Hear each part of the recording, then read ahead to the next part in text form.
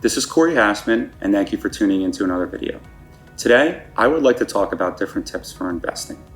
Now, I get calls from clients a lot of the time. They may be buyers that want to construct a new home and live in it themselves.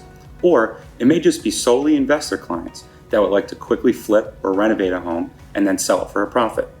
Now, there's another way you can also invest with a development company that's building a new apartment complex or multi-zone property where they have apartment buildings and then they have commercial stores as well, where over time you can see your initial investment grow. It's important in the first step that you find a general contractor that you trust. It's also important that if you're looking in the area in which you previously would like to invest in, that you see the other properties that were recently flipped or constructed to see A, what it was initially bought at, and B, what it was sold at. Now, in between, you'll be able to see the amount of money they took out of pocket to make those necessary renovations to make their overall construction renovation in the end work. Now, I think it's also important to see over the last 6 months to that year what those properties in the area had looked like. It's also important to see if that's something that you can foresee yourself getting into to be able to take the time to make those necessary adjustments to the property. Being there, even if you have a general contractor that's working on it, is very important because then you're up to speed with everything that's being done. If you go from the first time that you buy the home and then you go at the end, it may be fine in terms of having your profit still there or the amount of money that you had put in still worthy. But you may be able to see the different steps taken along the way for the next investment property that you can go into if you're new to the investment game. I think it's really important to understand that right now, while there are a lot of new properties and new construction going up, you have to understand where exactly you would like to do an investment property and where you would like to flip it. A lot of the times what savvy investors may do when they call me is say that they'd like to keep multiple homes that they buy and then construct to have people rent out over time. This may help pay for monthly mortgage payments and initially pay it off, or it may help to just keep some residual flow of income so that you have another form coming in that'll allow you to then go and invest in other properties as well.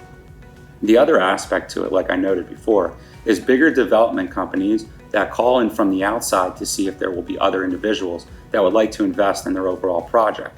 Now, this can deem to be very profitable as well, because if it is, like I just noted, another area where there's a lot of construction going up and a lot of new buildings and properties going up as well, it may seem to then flow a lot of money into that area and a lot of money into that project to then be able to, your initial investment, grow even more over time. Think about it.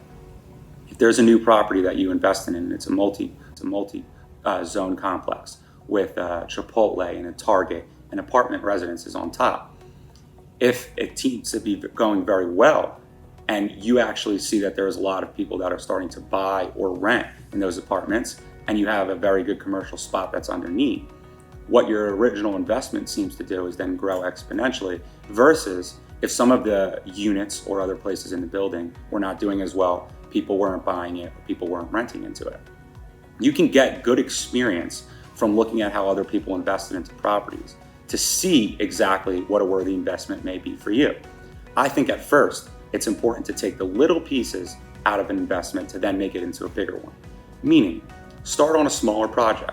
If there's a property, let's say in a certain neighborhood, that's at $30,000 to $50,000, that may be the best part to start at, because then you can start with a smaller type money investment to then see exactly how your steps may help it grow in the end so that you can then go into a bigger project. If there's a lot of money that you may need to put in to this project in order for it to grow properly or for you to flip it in the end, meaning sell it for a larger margin of price, then you can then have the experience and understanding to then go to the next one. The market definitely takes a pretty big significance into what property and area you'll be investing in. I think in the last year, it's been a really good time to invest because while interest rates were at a low point, if there wasn't someone that was actually selling the home that they had lived in it, the chances of the deal getting done are a lot larger. Also, when you're investing, you'll see a lot of the time that people will go in with cash offers. This is because in the end, if they want to sell it and have more equity in the home, they won't have to deal with the mortgage. Obviously, you understand that if you go in with a cash offer, there's no mortgage. So I think if you start off by looking at little projects that you can do, see tips from investors that have maybe done work in that area, it'll give you the idea of what a good investment may be for you and where you can start off on. Thanks for taking time to listen to my video. Have a wonderful day. If there's anything else that you would like to hear from an investment standpoint, please feel free to let me know, and I would love to make it in my next video.